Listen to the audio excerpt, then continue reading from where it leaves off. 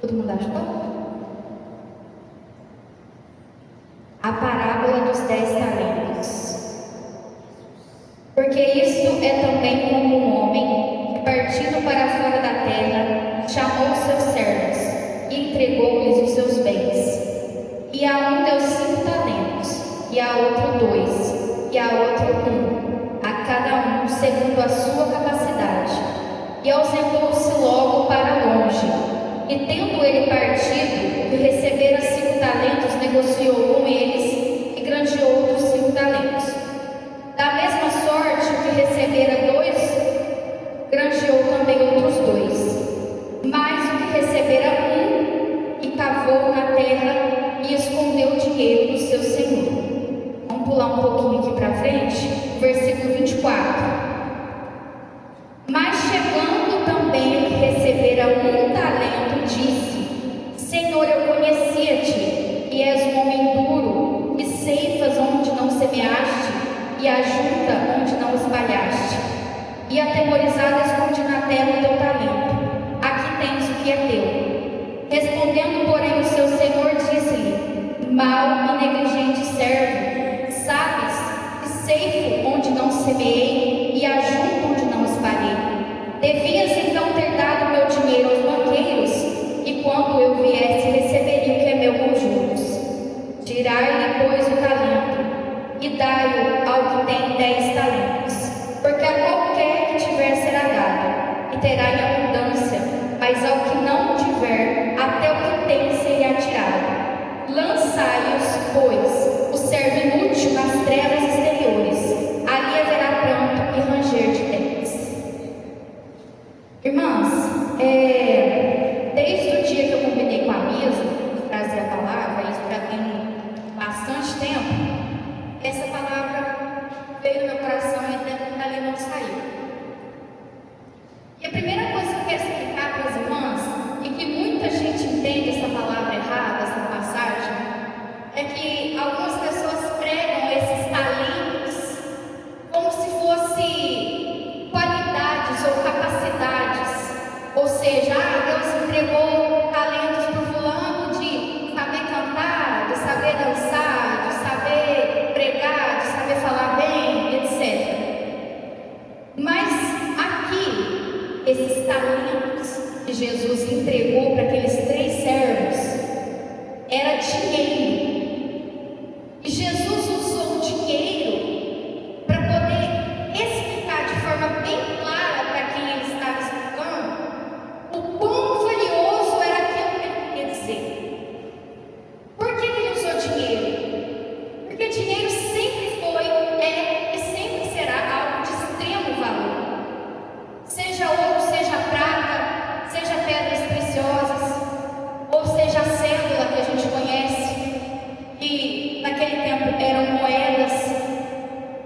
E essa moeda chamada talento, é o nome da moeda, era muito dinheiro, muito. Era como se ele entregasse hoje, mandasse um pix, vamos dizer assim, para vocês entenderem bem, de 5 milhões para um, 2 milhões para outro e 1 milhão para o outro, certo? Era muito dinheiro.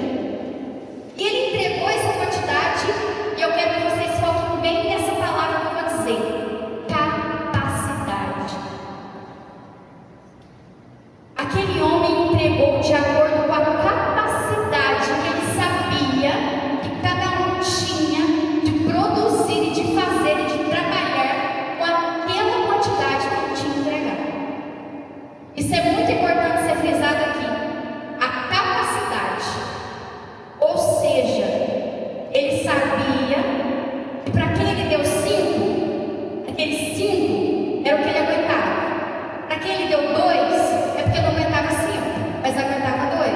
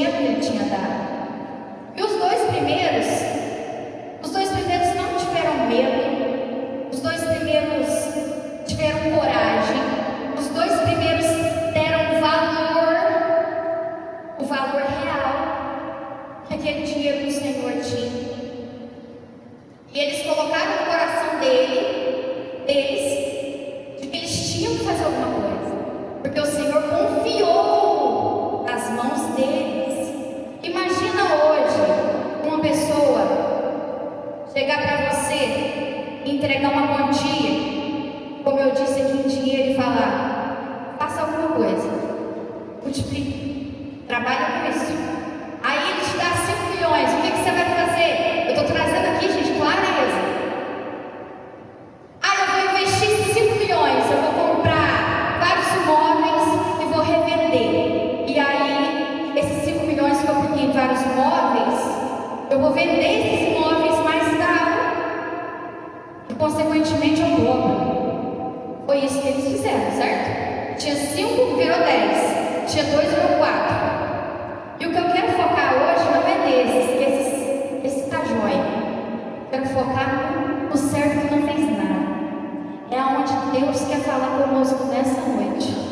O servo teve medo e interpretava o seu Senhor de forma errada. Porque ele diz para ele assim, desse jeito: eu conhecia-te que és homem duro. Na verdade, esse homem não conhecia o patrão dele. Assim como Deus hoje quer dizer que muita gente aqui hoje, e muita gente nessa igreja, não conhece a Deus. E acha que Deus é duro, que Deus é severo, e que Deus cobra além daquilo que nós possamos produzir. Só que Deus hoje vem dizer que a cada um de nós Ele deu algo. E isso que Deus deu para a gente pode sim ser talentos. Agora trazendo, fulana sabe cantar, fulana tem oratória boa, fulana sabe pregar, fulana sabe ser líder super bem. O outro ali, faz uma comida que é uma beleza. Toda vez que precisar da irmã para fazer uma comida, ela está ali, ela sabe fazer. Mas fulana tem o dom disso, tem daquilo. Os dons espirituais que Deus deu, a capacidade que Deus deu para a gente. Ou seja, cada um de nós que está aqui, e a cada um dessa igreja, Deus deu alguma coisa, e de acordo com o que eu e você é capaz. Ou seja, Deus quer deixar bem claro que o que Ele te deu, que Ele me deu, é porque você é capaz. E o que esse servo, que foi chamado de negligente, como assim negligente? Uma palavra meio complicada, o que é isso? Ele poderia ter feito, não quis. Uma pessoa negligente vamos supor, quando a pessoa fala assim: houve um acidente de carro e o motorista foi negligente, fez a ultrapassagem onde não era para ter feito e bateu. O que ele foi? Ele deveria ter feito o quê? Deveria ter ficado quietinho. Estão entendendo? Ou seja, esse homem, esse servo, essa mulher que Deus entregou algo, não está fazendo nada. E pior, ela tem medo de fazer, ela recua, ela não produz. E por que ela não produz? E aí que vem o ponto principal que Jesus quer falar conosco nessa noite. Essa pessoa não produz porque ela não tem intimidade suficiente com Deus, porque ela não tem relacionamento fiel com Deus. Aqui, Jesus nessa passagem, ele está falando o seguinte: ele está querendo falar de fidelidade, de responsabilidade, de comprometimento e valorização daquilo que Deus entrega. E Deus hoje está dizendo: tem gente que não está dando valor naquilo que eu entreguei, naquilo que eu estou esperando que aquela pessoa capaz de fazer, não está fazendo. Hoje Deus nos traz uma reflexão. Hoje Deus quer que a gente pare para pensar o que o Senhor entregou, o que o Senhor te deu, o que você tem de bom, o que você tem para fazer na casa de Deus, e o porquê que você não faz. Porque este homem aqui, irmãos, irmãs, ele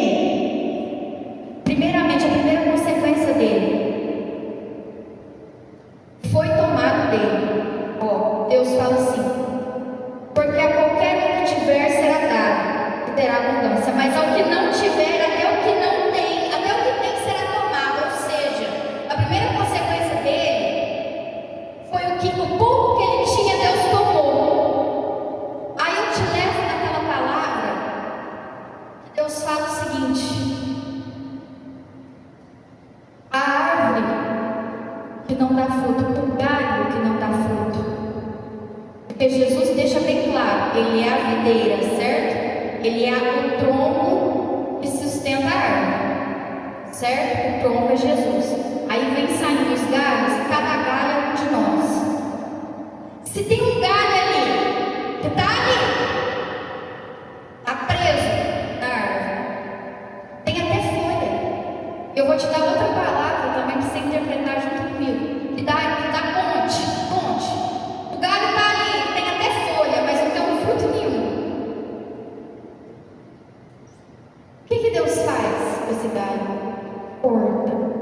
Por quê? Porque está adiantando de nada. É simples. Não está adiantando de nada. E Jesus, quando ele estava com fome, ele passa por uma figueira.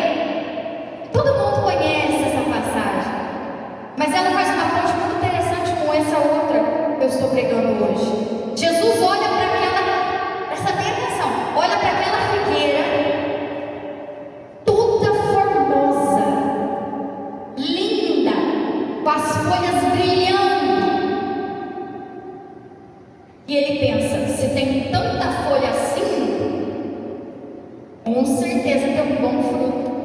Se está tão bonita assim, se está parecendo tão fiel assim, se está parecendo tão entregue a Deus assim, se chora tanto, se ora tanto, se vai em tudo, de segunda a segunda está na igreja, com certeza tem fruto.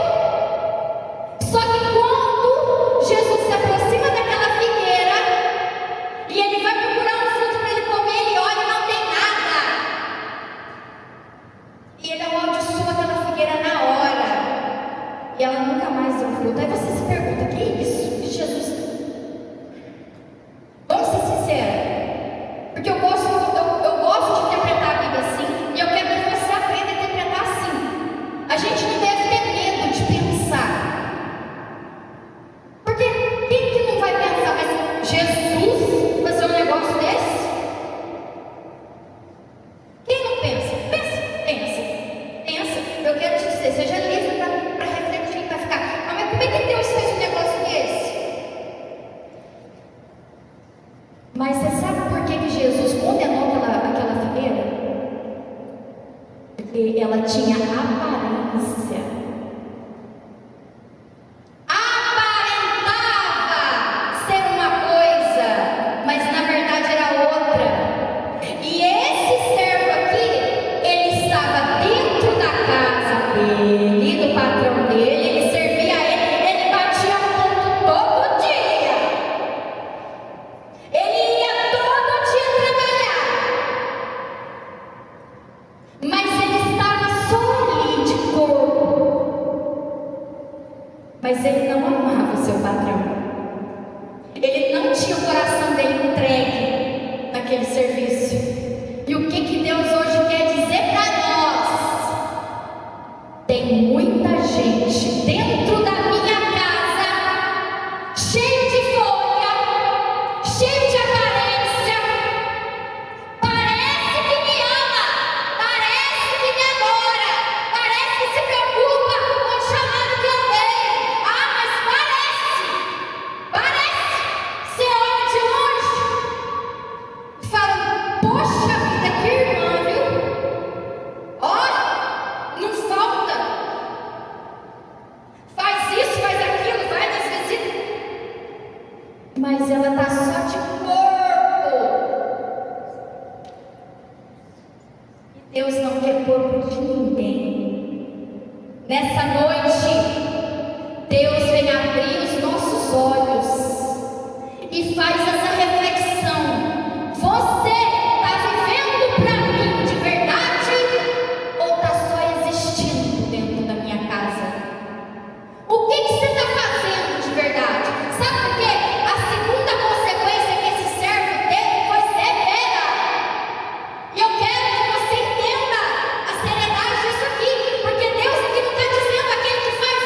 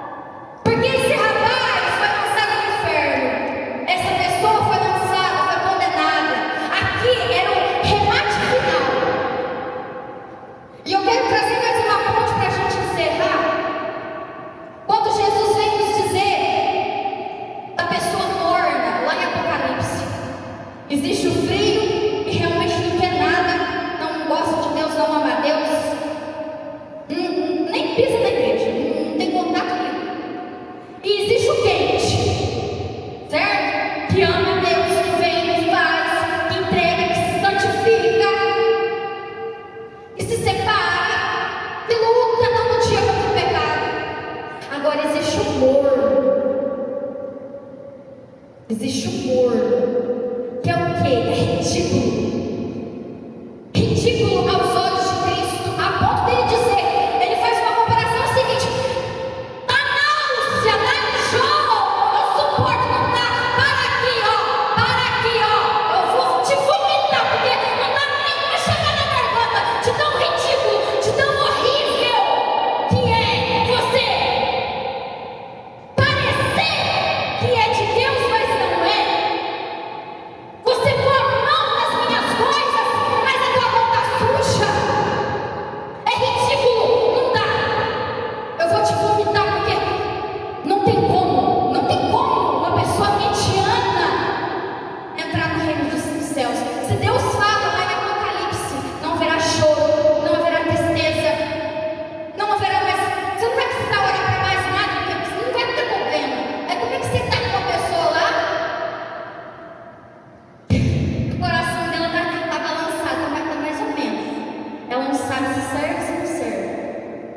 Então hoje, nós não estamos nesse remate final.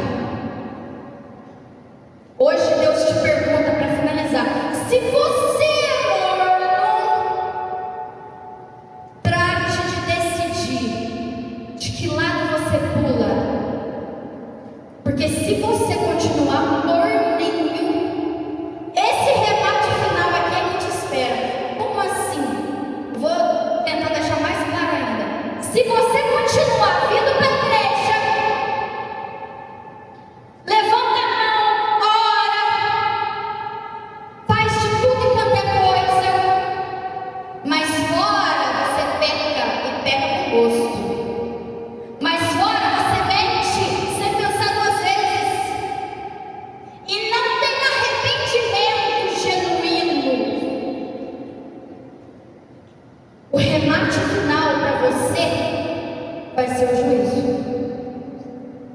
Por quê? Porque não tem santificação, não tem qualidade de relacionamento com Deus, não tem amor de verdade, não tem zelo de verdade, não tem prazer em fazer, sabe, algo quando ferve dentro da gente, você precisa fazer alguma coisa para Deus. Então é isso que Deus traz para nós nessa noite. Se você está morno, trate de decidir. Trate de decidir para não ter o fim que esse rapaz teve. E aquilo que eu coloquei na tua mão, se for para fazer, então faça com vontade, faça de coração. Não fica parecendo que é uma coisa e a outra não. Porque isso é nojento para Deus. É nojento para Deus, porque Ele deu alguma coisa que é dele, não é nossa, é só emprestado, é só para a gente trabalhar para Ele aqui. E a gente não tem nada escondado dele. E aí eu estou aqui com uma coisa que é dele. Para mim tanto faz. Eu tenho que olhar e reconhecer que é de Deus, não é de fulano, ciclano, não é do presidente, não é de celebridade.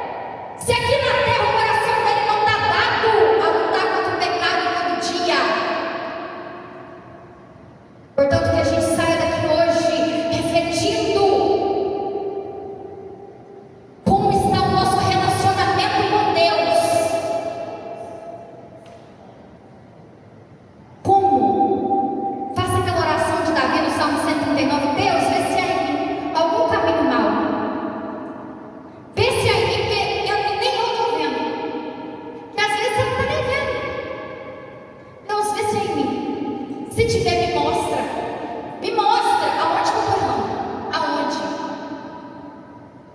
E me guia pelo caminho eterno. Me ajuda aqui, me ajuda. Me ajuda que eu estou perdido. Eu estou começando agora. Eu não sei direito como é que eu faço, para que direção que eu vou. Eu não sei por onde que eu começo a ler a Bíblia. Eu não sei. Mas o Espírito Santo está aqui para isso. Quem lembra quando Jesus disse: eu vos enviarei? Vocês não vão ficar órfãos, porque Jesus aqui, ele direcionava, ele ensinava, ele curava, ele protegia. Aí ele foi. Opa, e agora? Não, peraí. O Espírito Santo vai fazer a mesma coisa. Vai te ensinar, vai te cuidar, vai te mostrar. Então que você hoje chegue em casa, peça para Deus, faça uma reflexão de verdade. Porque se você não estiver tendo esse relacionamento de verdade com Deus e estiver vivendo de aparência, Deus está cansado. Isso não agrada a Deus. E Ele quer hoje que você não só aparente, mas que realmente entregue aquilo que você aparenta falar, aparenta mostrar. Que a gente venha hoje refletir mesmo, porque a consequência disso é gravíssima. Gravíssima. Não adianta. Não adianta você vir para a igreja. Não adianta você fazer um monte de coisa. Não adianta. Você está no cartaz do domingo. Se o seu coração está completamente fora de Deus. Amém? Eu agradeço a oportunidade.